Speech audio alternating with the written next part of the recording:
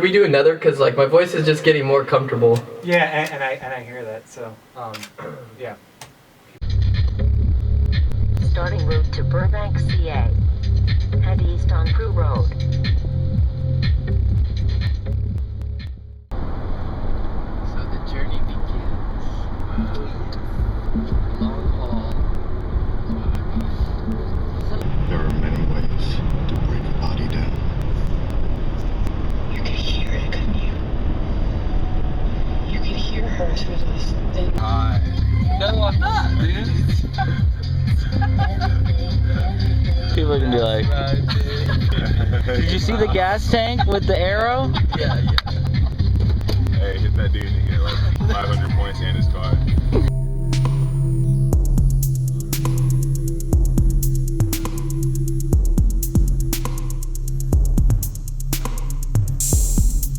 What are you waiting for?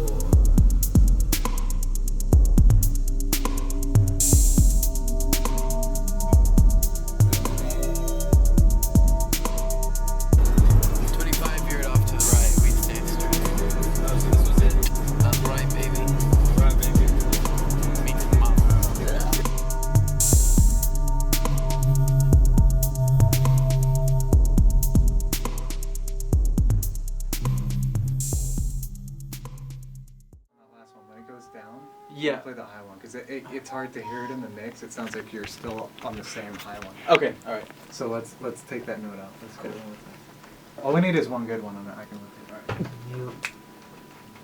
at it. Well, what I'm doing for that part is I'm doing octaves the entire time, so I'm playing like 2 notes, bum, bum, bum. And for that part, since I'm moving an octave lower, I have to not play those 2 notes in order to hit that. Right. I'm just saying on that last note when it goes down, don't play that high whatever it is. Okay. Yeah. Because that makes it sound like you're not changing anything, you know? Yeah. Because it gets lost in the mix.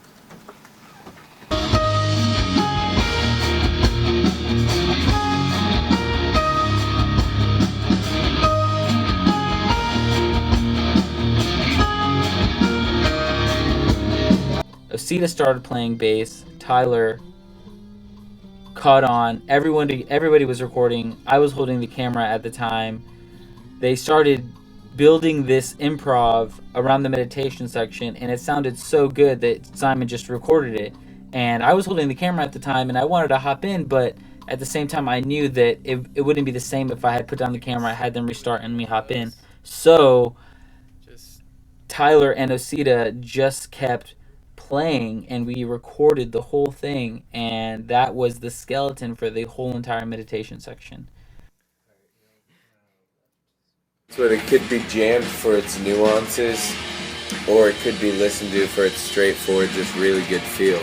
Yeah. You know, like it could be appreciated for its, you know, little nuances that are obviously fucking there, but maybe are overlooked by the just casual music listener. Yeah. But the casual music listener would definitely fucking be attracted to the overall jam of it, you know.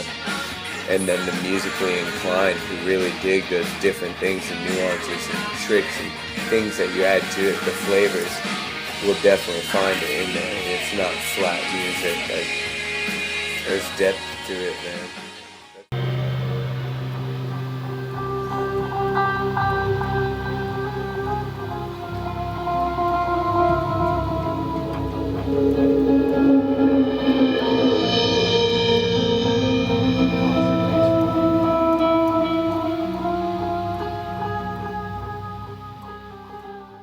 The whole entire album, it comes up in waves, and then it goes down, and then it comes up in waves again. And when you hit that climax where it's just the biggest wave, that's when I wanted it to hit you. I wanted it to feel like, oh, this is what I was waiting for, and for that flood to just electrocute you and just fill you with this like awesome feeling. And to write a solo that I can truly be proud of is just so amazing, and I'm so thankful for everyone who, you know, supported what I consider to be some of the best work of my entire life. Vocals are really loud and they're really broad and they are different, but record it over. Can we just listen to it once with the vocals in? Because before we make the decision to lose that lick, which like was my so favorite part. you want me to record it live with the vocals that you already recorded so that I can play with it? Okay, yeah. let me do that. Just so we can see how it sounds. So the way records are made today, it's all centered around a computer, and the computer becomes an instrument in a lot of cases, and it just comes down to putting the puzzle together on a computer versus capturing live performances. And I like both sides of that. It's fun to put tracks together with loops and samples and, piece it together piece by piece. But I think we wanted to explore the potential for happy accidents to come out through just having everyone hop on an instrument and jam live. And it wasn't even planned out. It was completely impromptu. So I think our approach to this record was to show all the sections are based around pretty much just long individual performances. What we heard coming out of the speaker, coming off of the console, that's pretty much what ended up on the record. So what you hear on the CD is the same thing we heard while we were in the studio recording it.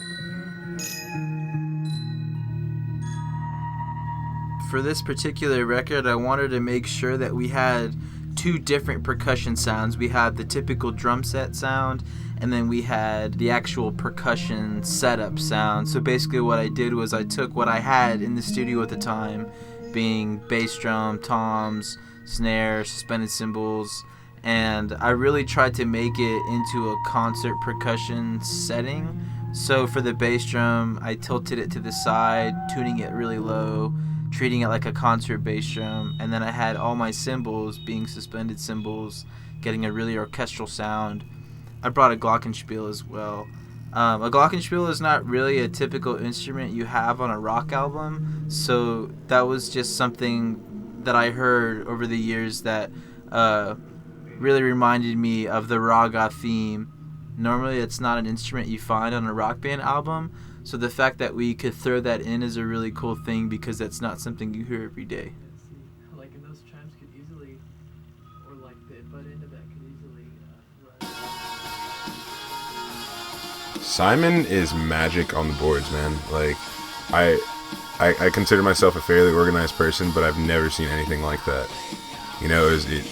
He was basically, we had this task, and he was our task manager, and he made sure that we got everything done, while at the same time feeling like we weren't rushed. And that was really cool because, in past experiences, you get in there and you think you know what you're doing, and then all of a sudden it's time to record, and you just have, everything just goes out the window, like immediately. So having him there was definitely a plus because he knew exactly how to work with us, and he knew prior to us even coming what everything was all about. And so that was very good. It was awesome. 10 years from now, I will definitely remember the meditation section with me and Tyler playing in the main studio, like right behind the mixing board, and having Sarek play in the main room, which they called like the gray room or something like that at the time, and just having like the lighting be perfect, and the lighting everywhere was perfect, and we were literally like vibing with each other from different rooms. Like, that part wasn't necessarily supposed to happen. It was a jam. It was legitimately a jam that I think I remember starting, and Tyler just kind of caught on to it, and then Sarek started just like kind of going over it with mallets and glockenspiels and stuff like that, and it was really sick, man. It was a really good moment. I mean, I guess I've always written down thoughts, and then I saw those thoughts and they needed to be structured or ordered a little bit, and so that, I guess, turned into poetry. I mean, I don't think of myself as a poet, but just trying to express things that I see. With its infinite expansion, I mean, lyrically, I mean, with the poetry, with the words, yeah, just trying to say that, or show through lyrics, through the word, that there are no answers to things.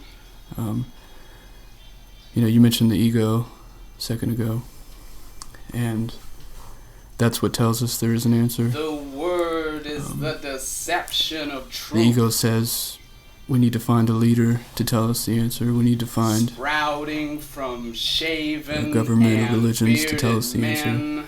And then when we finally get down to it, we see that There it just keeps leading us are astray. no secrets.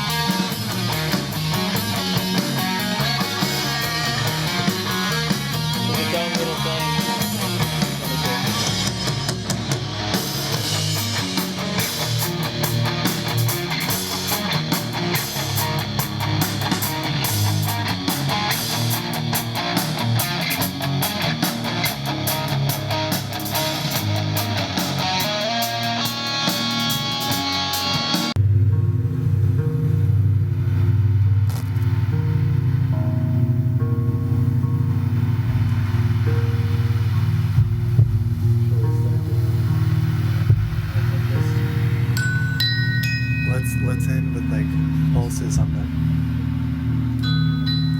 We're gonna slowly start to finish with Real time.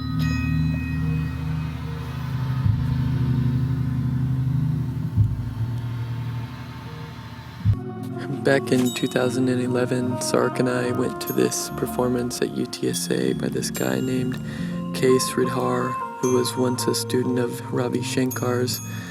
And on this instrument called a sarod, which is similar to a sitar, he performed what he called a raga, which is an Indian musical technique about exploring a certain key or a certain mode, and it's supposed to mimic kind of the changing of the seasons. And having been inspired by this intimate experience, went home and tried to mimic this technique on the guitar.